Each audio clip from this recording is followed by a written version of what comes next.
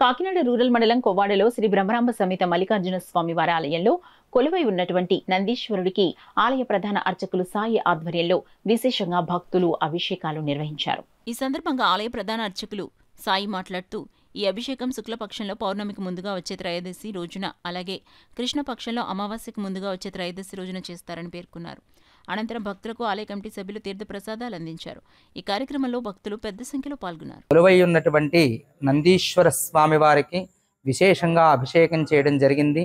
ఈ అభిషేకం శుక్లపక్షంలో పౌర్ణమికి ముందుగా వచ్చే త్రయోదశి రోజున, అలాగే కృష్ణపక్షంలో అమావాస్యకి ముందుగా వచ్చే త్రయోదశి రోజున చేస్తారు.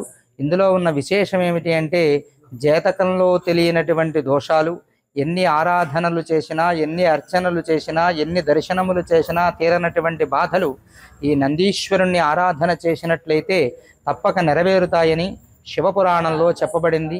దాని ప్రకారంగా ఈ రోజున మన ఆలయంలో ప్రతి అమావాస్య ముందుగా వచ్చేది త్రయోదశి రోజున సాయంకాలం 6 గంటలకి నందీశ్వరుడికి అర్చన, అభిషేకము ఏకకాలంలో పార్వతీ పరమేశ్వరుడికి, నందీశ్వరుడికి హారతి ఇవ్వడం జరుగుతుంది.